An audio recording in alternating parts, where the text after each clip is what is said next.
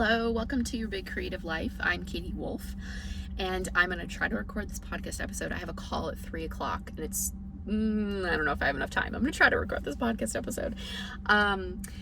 Okay, but I want to talk about multiple point of view because it's been something it's been on my mind because I'm writing this book. I'm getting back into it. I'm getting into a groove with the story. And I've shared before, I was like agonizing over the decision of whether to have 2 point of view characters or 3 point of view characters.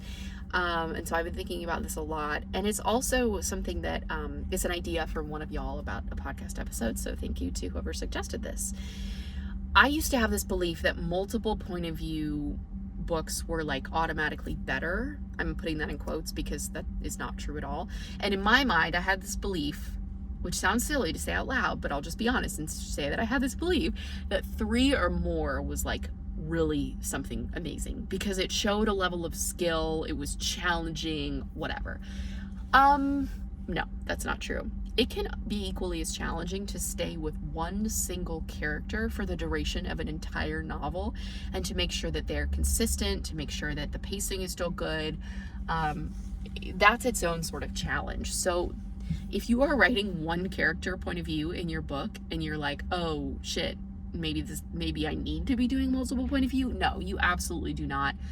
There's nothing wrong with sticking with one person's point of view, but this is just an episode on like, if you want to have multiple points of view, here's some things to keep in mind so you can do it effectively. Because this is one thing that I often have feedback on for clients, for editing clients and for coaching clients who are writing books that have multiple point of view characters. There are some challenges that could come up with this. So we'll talk about all that in the episode. Okay, one of the best things about multiple point of view stories is that we can see events through different characters' eyes and travel in the world of your story.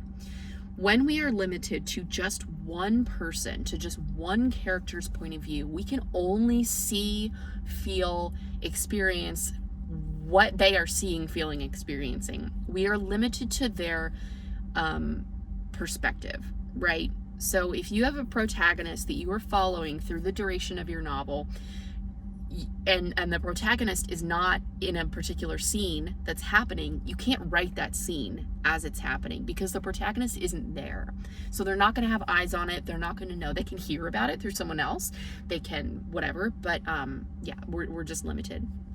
So when you have multiple points of view, obviously the benefit is that you get to see different things happening because you can shift to someone else's perspective who's there while that thing is happening and then tell us about it. It also keeps things fresh for you and for the reader. I'm hesitant. I guess I should be hesitant to say that because it's not like things get stale if you have only one point of view character, but I know some writers who like writing multiple point of view because it's like they get the fun of accessing different characters. They get to write different characters in their point of view and they really enjoy that and it keeps things fresh for them. So that's something that's kind of fun about it as well.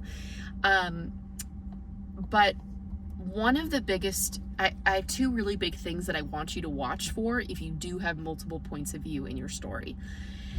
Number 1 is I always want you to ask yourself, like, is it necessary to be in someone else's point of view for this particular thing? Like, do I need to switch point of view? This is essential for the beginning when you are still figuring out your book and you're figuring out whose point of view you even want to be in, like maybe before you've actually written anything. When you are deciding this, think about who is going to be witnessing something or experiencing something that we need to have access to. If you have a minor character in your book who doesn't play a big role in the plot, like it's just kind of there in the background, then maybe we don't need to be in their point of view because they're not playing a big role in things that happen.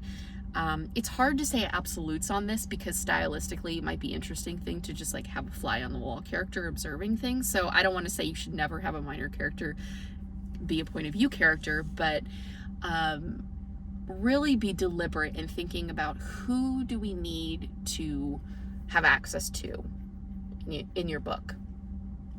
I had someone ask me once, what's the max in terms of point of view characters? And I don't have a number. I mean, I think if you get past like 8, it can start to get tricky, but a lot of this just has to do with the skill of the writer, and it has to do with the purpose of the book. Like, if you have a compelling reason to jump to 9 different people's point of view, then that might be the right decision for your story. But if you're just doing it to kind of like quote unquote show off, then that might not be the best decision.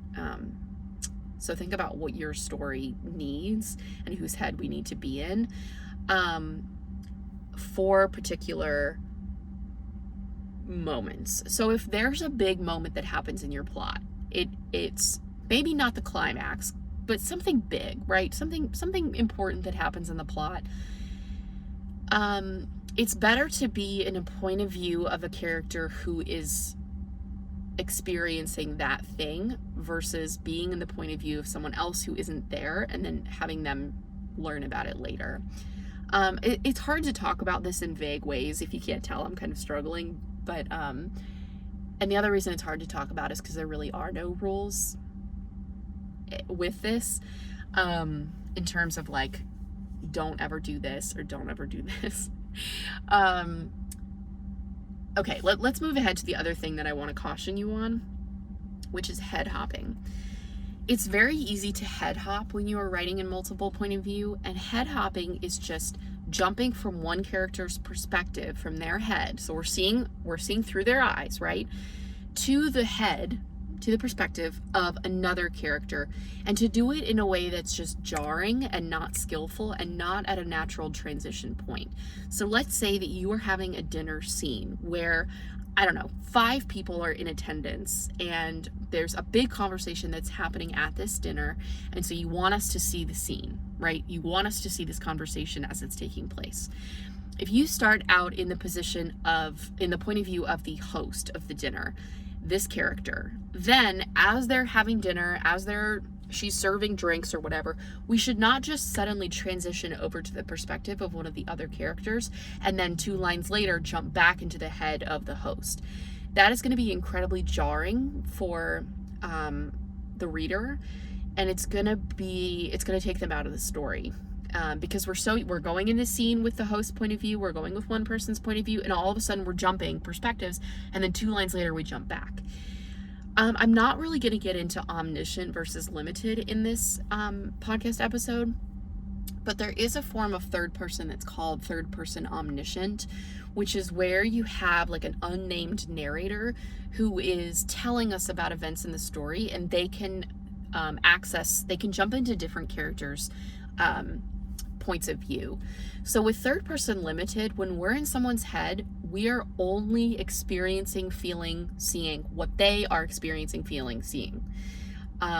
So like with our example of the host, if she's not witnessing something, if there's something happening in the kitchen, but she's not in the kitchen, we can't know about it. She can't tell us how another character who's sitting across from her at that dinner table is feeling on the inside of their body. She can't know what thoughts that person is having. She could guess. She could make a guess based off of their body language. She could make a guess if she knows that person well, but she can't know for sure what's going on in their body, in their head. She can't know what's happening in a different room, right? We are just limited to her perspective. Whereas with omniscient, you can do this where you can narrate what's happening in the kitchen, you can narrate what's happening at the dinner table, and you could tell us, okay, what are all of these people at this dinner table feeling? And the reason I'm really not going to get into third person omniscient a lot in this episode is because it's a whole separate topic, and it's difficult to do, I will say. Third person omniscient, if you want to look at examples of this, you can certainly find examples of books that are written in third person omniscient to see how the author's doing this and how they're transitioning between points of view, but it's challenging. And if this is your first book, I don't want to say don't do third person omniscient, but I'll just say it's challenging. It is. And as an editor, I rarely see this done well. Third person omniscient is something you really have to commit to from the beginning, and a lot of people just don't do it right. So I'll just caution you. I'll say caution you. If you're going to do third person omniscient, then make sure you have a good understanding of it.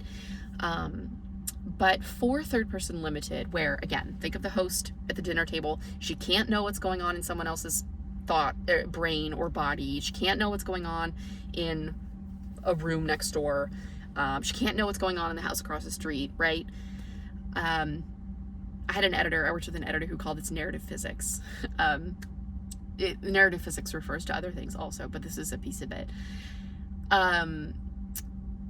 So when you're switching perspectives, when you're switching to the point of view of a different character, you want to do this at natural transition points, either a scene break or a chapter break. Those are the two most common places. So I'm sure you can think of examples if you've read multiple point of view books where chapter 1 is from this perspective, chapter 2 is from this character's perspective, chapter 3 is from a different character's perspective, and it just switches back and forth, right?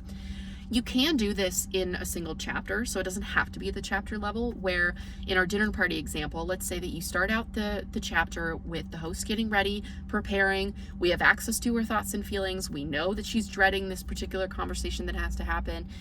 Then it's like we transition from the prep of the dinner party to the actual dinner party happening later that evening.